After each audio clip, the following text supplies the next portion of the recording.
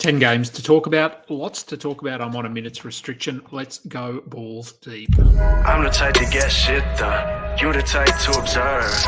March Madness on my speakers, but today's November 23rd. Got something loud in the blunt, yeah. I don't say what I want, yeah. Probably somewhere sunny getting tan. Foreign women in the sun, yeah. That's all that I need. That's all that I need. That's all that I need.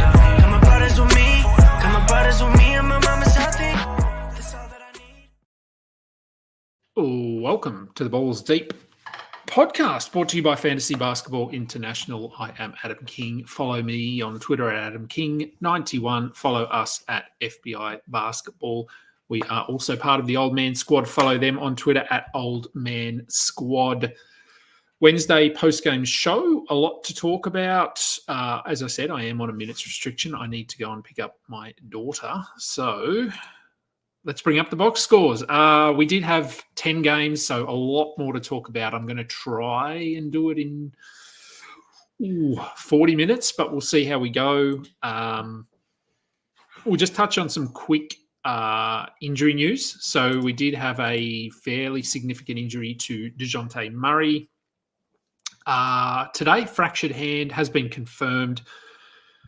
Look, I'm thinking a month at least.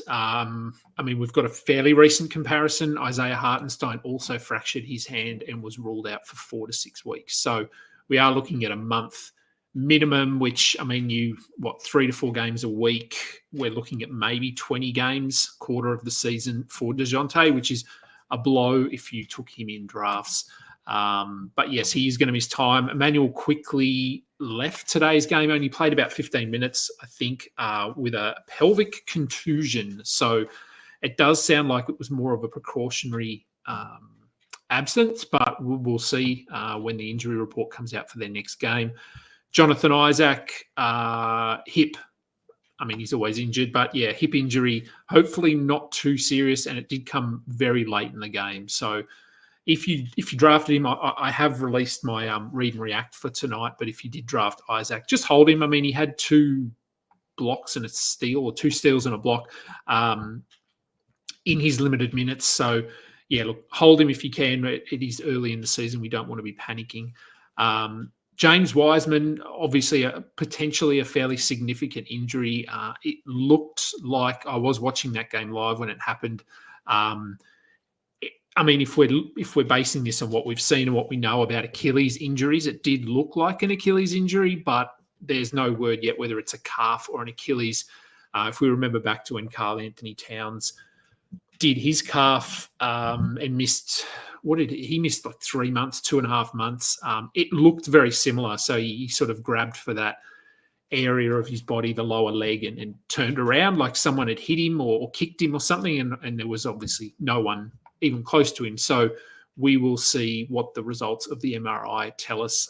Not really fantasy relevant, other than Isaiah Jackson, when healthy, will be basically the only backup to Miles Turner. So maybe he gets a small bump. No other significant injuries, I don't think. Brandon Miller, he also left the game, but again, hopefully it was a hip as well. So weird hip injuries today, but hopefully nothing too serious. But let's get into the games. So first game of the night, Pacers at Detroit. Pacers end up with the win, but it was a good game. It was a good effort, I thought, from Detroit. Far better than what we saw from them last season. They kept this close until sort of the last couple of minutes. So for the Pacers, usual suspects, as I said, Miles Turner, 36 minutes. We'd love to see that every night, but typically we won't. Although, if Wiseman and Jackson are out in the next game, then we probably do. So small bump for him. Siakam fine, Halliburton fine, Neesmith and Nembhard. Look, they're borderline guys. I guess they're going to play big minutes. I thought McConnell looked really good during his 14 minutes, but I'd love to see him getting closer to 20. I'm not sure whether we will. And I thought Mathurin looked pretty good in his 19 minutes too. If you drafted him for his scoring, this is a really good start. So hold on to him, but we have seen pretty inconsistent performances from him in the past. Let's go to the Pistons side of things. And yeah, look, pretty much as advertised here, I think. Tobias Harris looked pretty good in his first game. The stats wouldn't reflect, I think, the impact that he had just on the team. I think freeing up some of those other guys, bit of leadership. So yeah, I thought he filled that role really nicely. Jalen Duran, 13 and 13. I thought he was going to get 20 rebounds here. He had 7 or 8 really early. And obviously slowed down a bit. Didn't get any defensive stats, and that's really what we're looking for from him. Everything else is fine. 4 of 4 from the field, 5 of 6 from the line. So everything we wanted to see here, except for the defense. Cade Cunningham looked really good as well offensively. He led the team with 28 points, 8 assists, and a steal. So yeah, look, I mean, as long as he's healthy, he's going to be a really good fantasy asset. Jaden Ivey looked pretty good as well. Malik Beasley and Tim Hardaway are probably the 2 other guys that we're talking about in terms of fantasy relevance. And I think they're just going to alternate based on who's got the hot hand. So both of them tonight had 14 points, hit some threes, didn't do much else. And I think that's what you're going to get from them for the season. So that's where we are. Brooklyn and Atlanta. Another pretty good game. Ben Simmons, I'll start with him. He had some foul issues, only played 24 minutes, but I thought he looked okay on the court. Still pretty passive offensively, and I don't think that's going to change. Only 6 points, but he did have 8 assists and 5 rebounds with 1 block. So that's, if you drafted him, that's why you drafted him. He's going to get you assists, he's going to get you rebounds and some defensive stuff. Did have some turnover issues, 6 of them, not ideal, but look, he's working his way back into a permanent role in the NBA. So Cam Johnson did enough. I think he ended with 14 points and a steal and a block. Excuse me. I thought he looked okay. He was someone we were sort of saying was worthwhile grabbing after pick 100, 120, and I think it's a good start. It gives me encouraging signs, I think, for me that he will be able to put together a good season.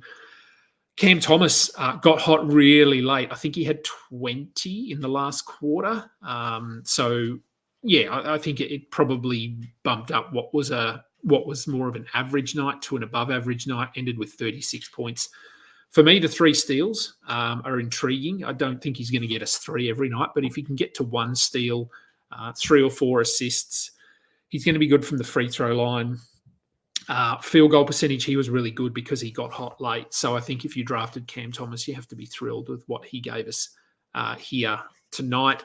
Claxton came off the bench. He was working his way back into the lineup, so I wouldn't worry too much. And he also got ejected for an interesting play, let's say, on Dyson Daniels. And let's move over to Atlanta.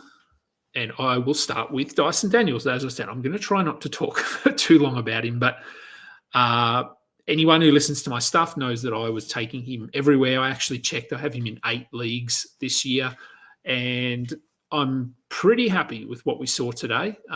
If we work our way across and start at the top, 34 minutes, 34 and a half minutes, alongside Trey. They seem to have good chemistry. I think Trey really appreciates having Dyson on the floor, a strong defensive wing player. So he had 5 steals. He had a block. We know he's going to get steals and blocks. He had 5 rebounds, only 2 assists. So another couple of assists would be nice. But the 15 points are probably more than I expected, to be honest. I think he's going to be closer to 12. But he hit 2 threes. The free throw is a bit of an issue, and we did know that coming in. But based on what we saw here, I think he needs to be rostered. I think hopefully people will agree with what I was sort of saying in the preseason. And it is only a small sample size, but I'm going to gloat while I can. Trae Young, really good, 30 and 12. Clint Capella started but only played 20 minutes. Onyeka Okongwu looked far more impactful off the bench. Obviously, he won't go 11 of 12 too often, but a lot of those were dunks. And with Trey, with Dyson Daniels, with Jalen Johnson handling the ball a bit more, I do think Okongwu he'll either start or he will play starters minutes like we saw here more often than not. So, yeah, really good to see Okongwu there. Jalen Johnson, as for him, he was he was really good defensively, a little bit passive offensively, but 11 and 10 with 3 steals and a block, 6 turnovers, not ideal, but first game of the season. So we just run with what we have. Orlando and Miami. Look, fairly comfortable win for the Magic here. Miami were pretty average. Banchero looked good. Free throws, the percentages are sort of the question mark for him, and I thought he looked good. He was a plus 42, so that will tell you a lot about the game in his 31 minutes. Franz Wagner only 23 minutes. Jalen Suggs only played 12. Look, minutes were all over the place here. KCP, I don't think we need to roster him. He did have some defensive stuff, but I'm not convinced he's going to be a sort of a sustainable guy. And not much else there except for Jonathan Isaac, who, as I said, left the game, but he did have 1 steal and 2 blocks. Over to the Miami side, and with the game such a blowout, we had 3 of the 5 starters played 26 minutes or fewer. Jimmy Butler looked pretty bad. Bam didn't do a lot. I mean, I don't even need to read their stats. They were just average. I thought Terry Rozier looked pretty good. We had some question marks given what we saw down the stretch last year, but I thought he was probably their best player from watching the condensed game and the highlights and reading through some reports. He had 19 points with 6 rebounds, 5 assists, and 2 blocks. We're not going to get 2 blocks every night, but we might get 2 steals. So good effort by him. Kel'el Ware played garbage time only, which was a bit disappointing. They played Thomas Bryant 16 minutes. If you drafted Kel'el Ware, I would try and hold him because I'm hopeful. I'm not confident, but I'm hopeful that they will realise that he should be on the floor, not Thomas Bryant as the backup. The Bucks and the Sixers, relatively easy win here for the Bucks. 124 to 109. Look, I mean, the Bucks are arguably the most boring team in fantasy. Lillard, Giannis, we know what they're going to do. They were both really good here. And then outside of them, I mean, with no Middleton, I think Trent gets a bit of a bump. He had 11 points with 2 threes, but that's really all you're going to get from him when he doesn't get you steals, which he didn't here. He had 11 points, 2 rebounds, nothing else. So there is some value, but it's pretty limited.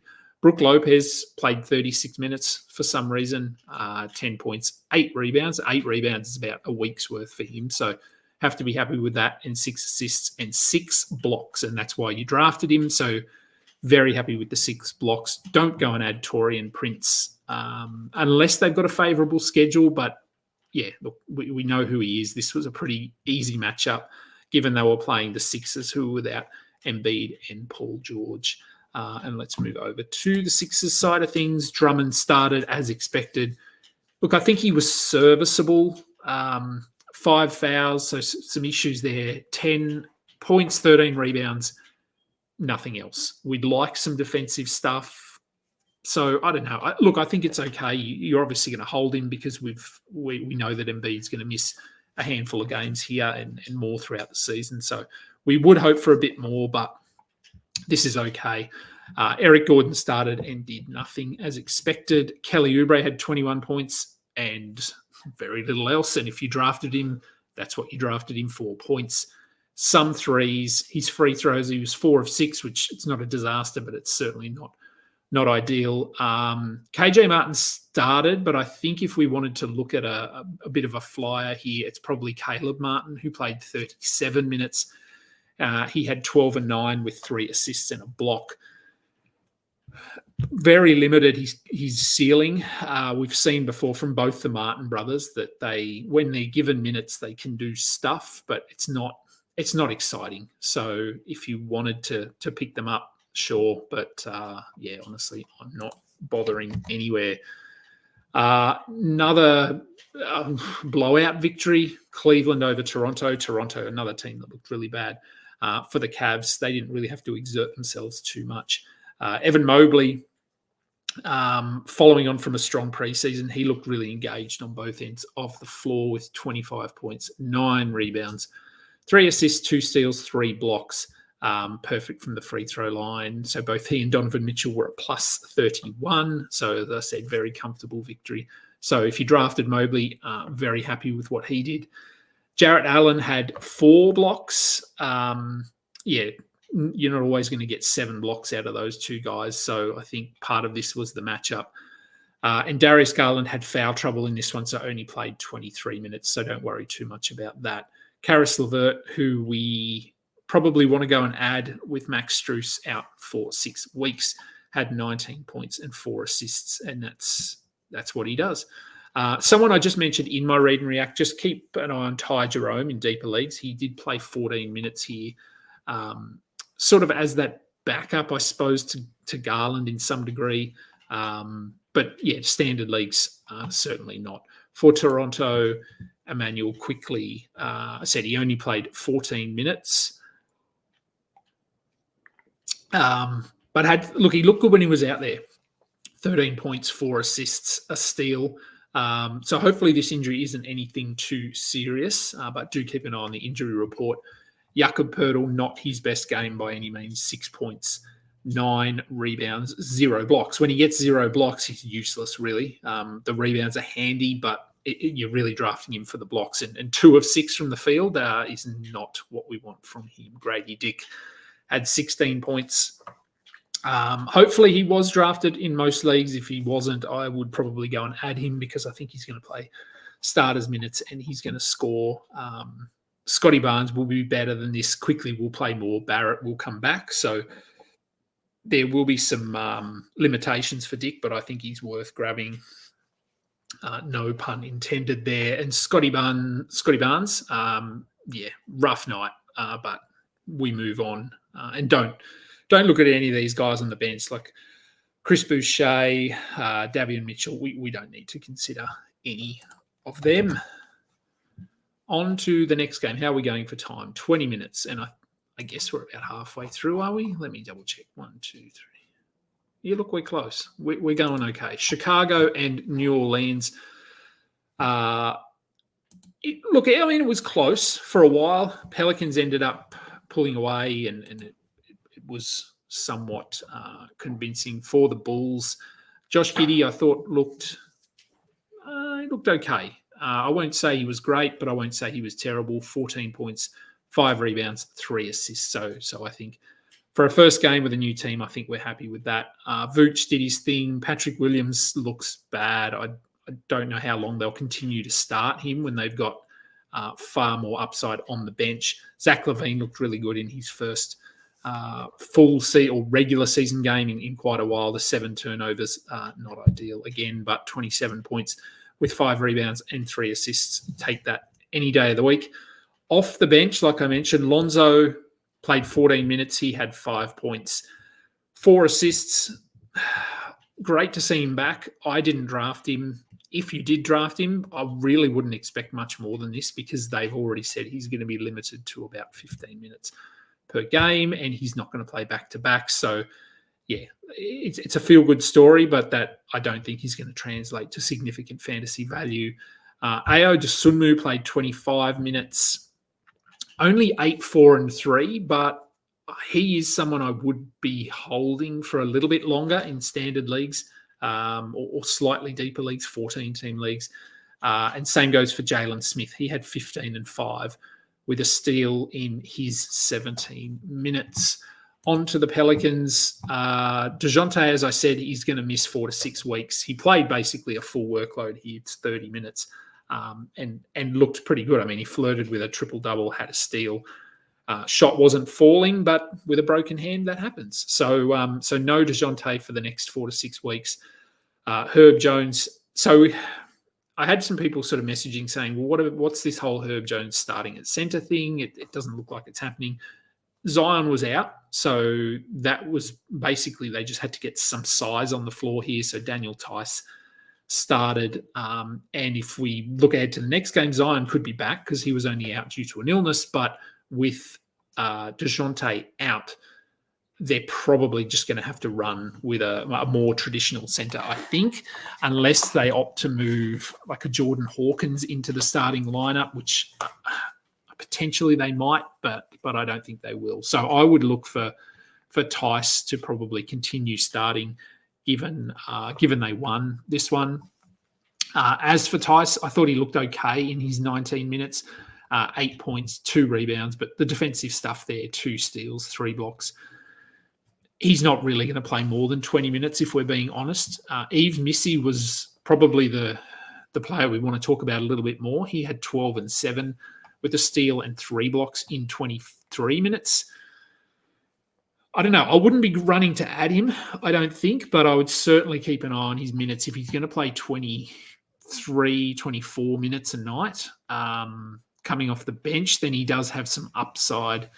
But yeah, whether that's enough to entice you to pick him up in a standard league, that's really your call. Brandon Ingram looked really good, 33, 7, 2 assists, 2 steals, and a block.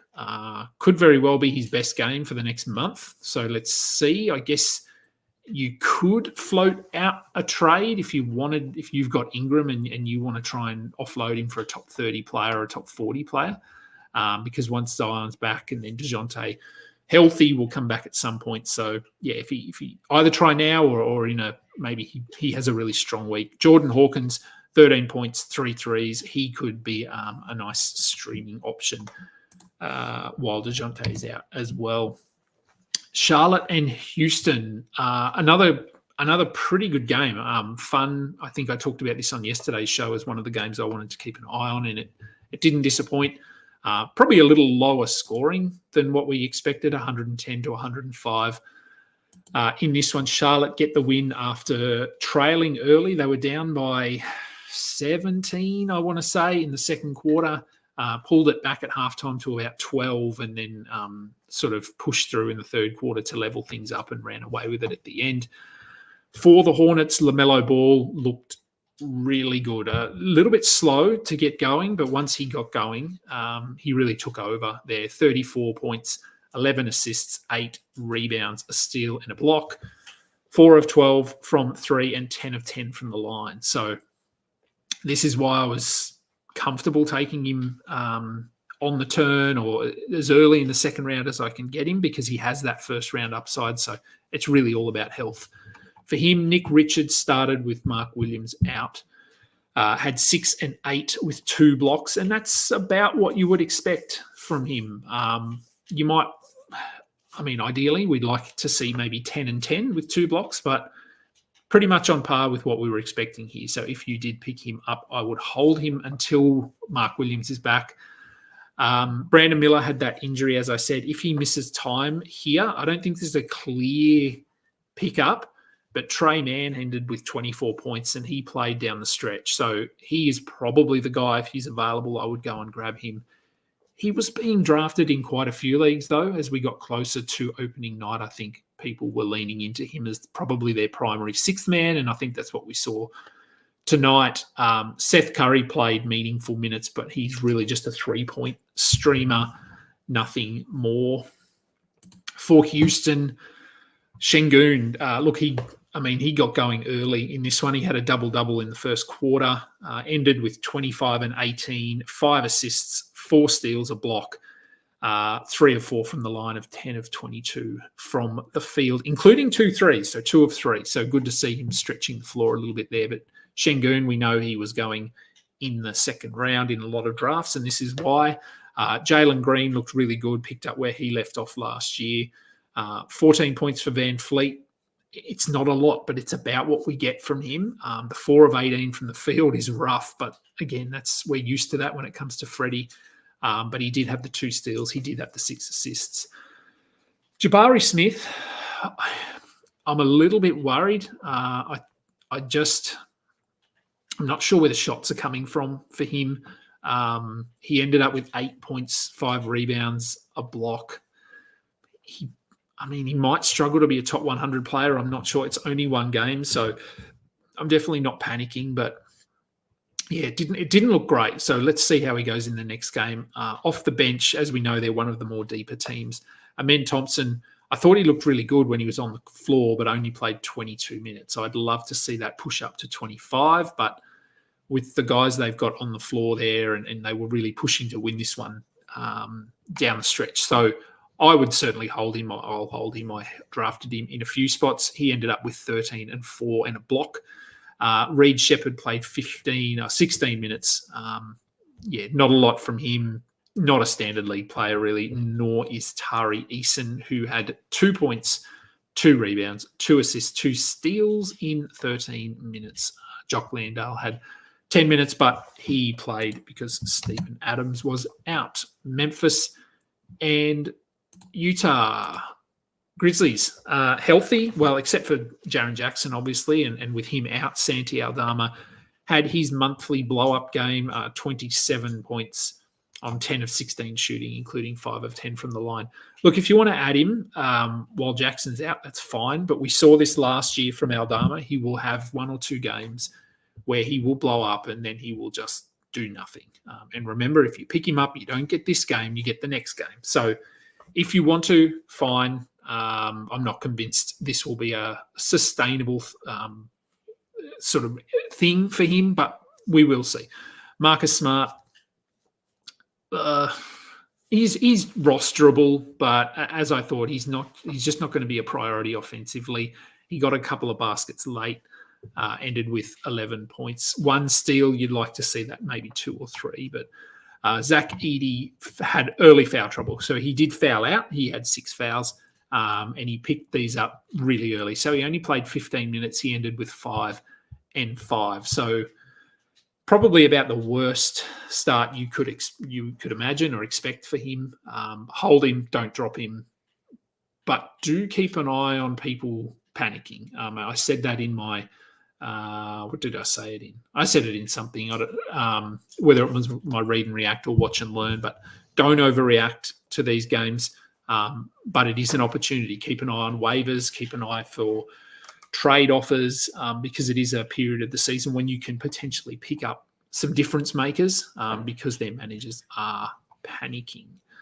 Onto the Utah side. And look, Utah kept this close. So it did look like Memphis were going to pull away at times, but Utah stuck around and ended up losing by 2, 126 to 124.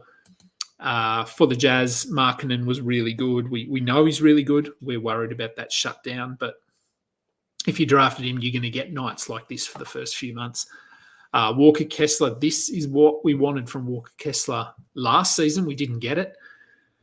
Fingers crossed this is going to stick. I see no reason why it wouldn't. He played 30 minutes. He had 16 and 14 with a steal and 5 blocks. So if you drafted him in, I think he was going in the 70s or the 80s, numbers like this, he is certainly going to push to be a top 50, top 40 player this season. Keontae George, rough night, 12 points, 7 assists, 3 of 18 from the field and 5 of 9 from the line. So he destroyed your percentages, but the 18 shot attempts were a team high. So I think that's the encouraging number to look at here, that he wasn't afraid to shoot and the team wasn't afraid to have him out there taking those shots. Colin Sexton, 16 points, 3 assists, a steal and a block. We'd like more than 8 shots, certainly. So I think this is probably his floor. I think he's closer to 20 points than 15 points. Once we get going, Jordan Clarkson had 17 and 7 off the bench. And then beyond that, John Collins, sure, if you want to roster him, but if he's only going to play 18 to 20 minutes a night, this is probably about as good as it gets. He had 11 and 5 with a steal and a block. So he's okay to hold on to, but I would not be prioritising him. Phoenix and the Clippers, overtime game. So our first overtime game of the season. For the Suns, again, much like the Bucks, one of the more boring teams. We draft or we roster their starting 5. Beyond that, I really don't see any value on that bench. Nurkic only played 22 minutes here. He had early foul trouble. And, one of my pet peeves is when coaches rest players because they're in early foul trouble and then he ends up with only 4 fouls. So you could have played him for another 10 minutes. I know why they do it, but I don't think it's the right move necessarily. Everyone else was good. Tyus Jones, 8 assists, 2 steals. That's why you drafted him. Devin Booker, pretty passive, but still an okay line. But not much else to talk about there for the Clippers. I mean for the Suns. Sorry, for Grayson Allen. Look, I know he was good last year, but I just don't think the role is there for him this year. So if you draft him, I'd be okay with moving on. For the Clippers, James Harden, 29 and 12, but 12 rebounds, not 12 assists. So, a bit of a surprise there. He did have 8 assists and 8 turnovers. So flirting with that quadruple double. But we're going to see nights like this from James Harden. He took 28 shots. Next best was Norm Powell with 16, and Zubats had 13. No one else even came close to 10, really. So, look, I think Harden, big numbers. Powell, probably his floor here. I think he'll be a 20-point scorer moving forward until Kawhi is back. And we did get word, if anyone didn't hear that earlier today, that Kawhi could or is slated to, no confirmation, but could miss multiple weeks with this knee injury. So great injury reporting there from the Clippers when they were talking about him being ready for opening night, and he is in fact weeks away. So hopefully you didn't draft Kawhi, and if you did, hopefully just keep him in your IR spot. Outside of those guys, Kevin Porter and Chris Dunn are probably the other two that we want to talk about, and it would appear as though they're both going to be in the rotation, and I think they will just go with whoever has the hot hand or whoever is impacting the game.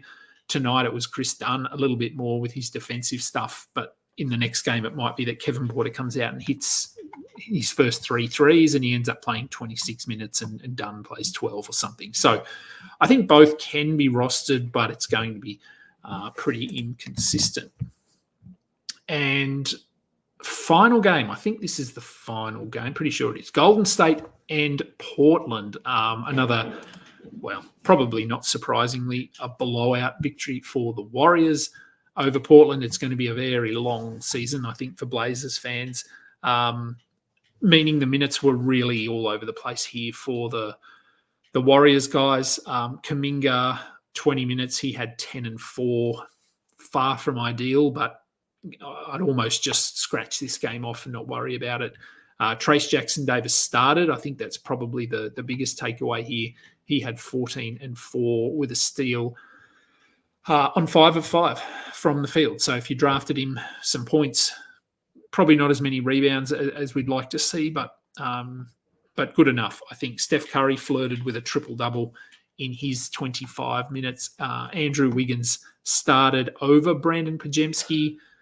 I thought Wiggins looked pretty good. He had 20 points, but do remember this was against the Blazers. So if you drafted him, you have to be really happy, but I wouldn't be celebrating just yet. I'd give it another few games.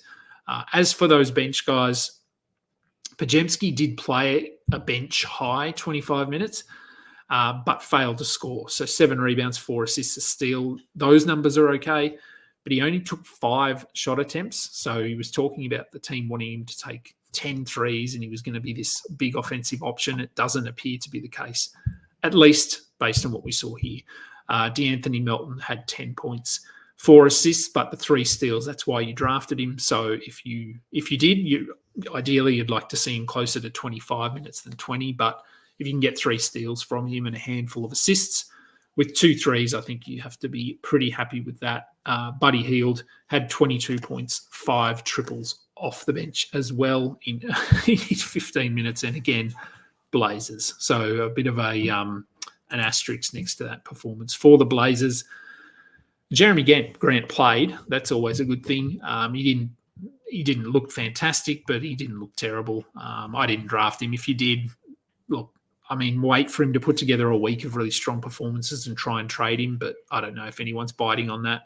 Tamani Kamara, I thought looked pretty good. I streamed him in a couple of leagues.